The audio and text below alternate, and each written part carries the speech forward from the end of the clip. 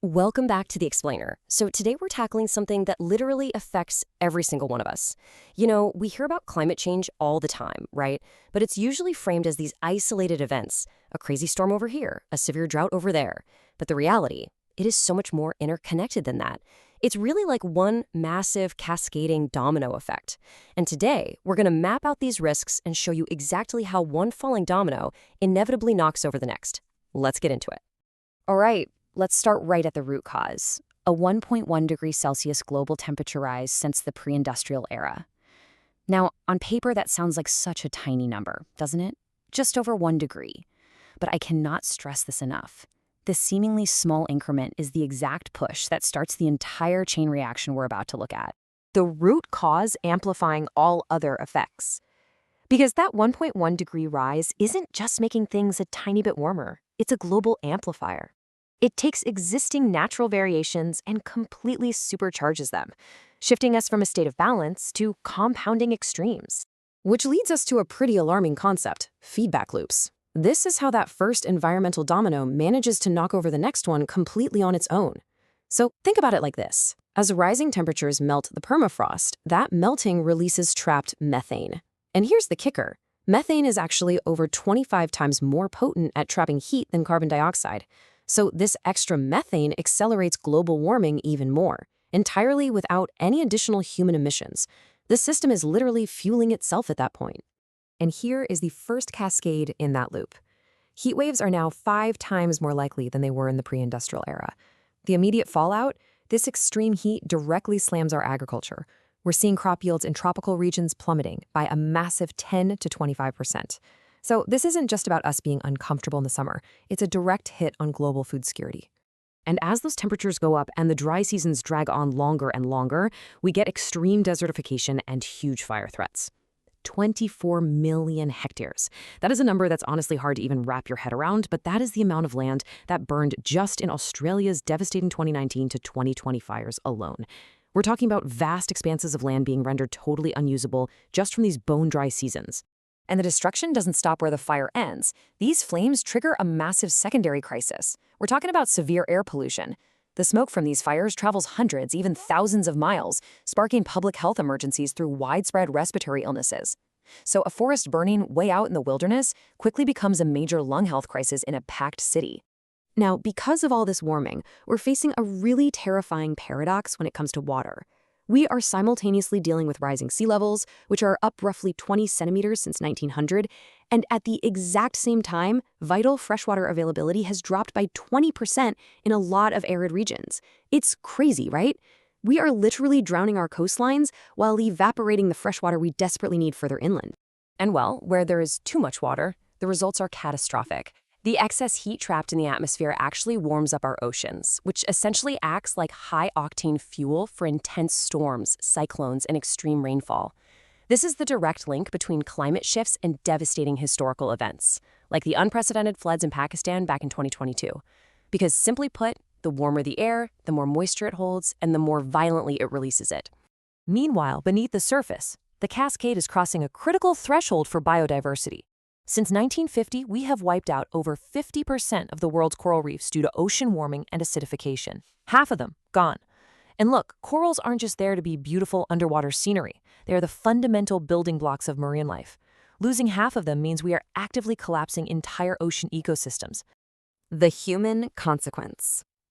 Now we transition from the environmental cascade to exactly what happens when these ecological dominoes crash into our societies. When sea levels rise, the human toll is inescapable. And the projections here are pretty stark. Up to 1 billion people could be affected by rising seas by 2100. 1 billion.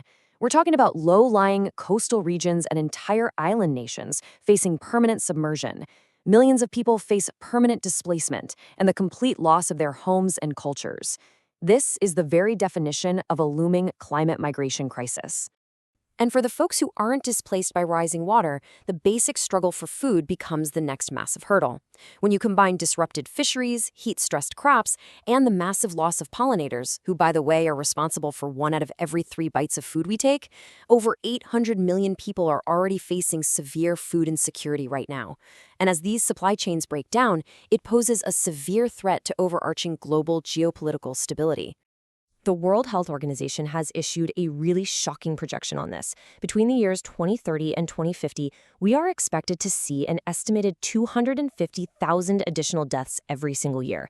And this isn't just from one isolated cause. It's a compounded death toll from extreme heat waves, vector-borne diseases spreading into totally new regions, and intense air pollution. So make no mistake, the climate crisis is fundamentally a massive public health crisis.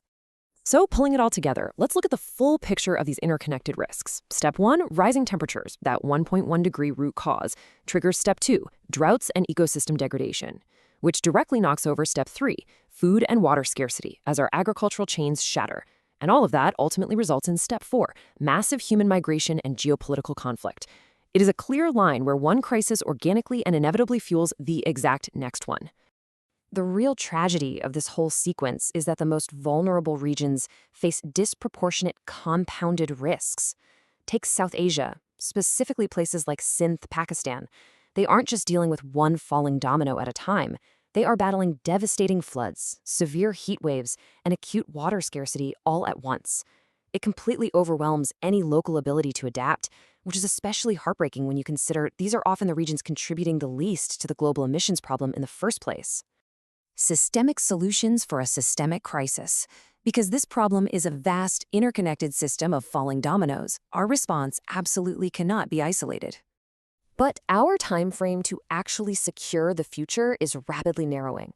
If we want to limit warming to that critical 1.5 degree threshold we talked about earlier, we are bound by 2 non-negotiable deadlines. We have to have global emissions by the year 2030, and we must hit a strict net zero target by 2050. The window is closing fast, guys. Incremental change just isn't going to cut it anymore. We need rapid global transformation. So how do we actually get there? Well, it really comes down to 4 pillars of action. First, rapid decarbonization, meaning massive emissions reductions and strong carbon pricing. Second, a renewable transition, getting completely away from fossil fuels and into clean energy. Third, ecosystem restoration, essentially letting nature help us by protecting forests and oceans so they can act as carbon sinks. And fourth, adaptation funding, financially supporting those vulnerable communities with things like early warning systems and resilient infrastructure. Which brings us to a question we all have to face: our planet, our responsibility. Will we take the bold, integrated action required to secure our future before that final domino falls? The interconnected risks are crystal clear, and honestly, the solutions are sitting right in front of us. The time for transformative action is right now. Thanks so much for joining me on this explainer. Keep learning, keep questioning, and I'll catch you next time.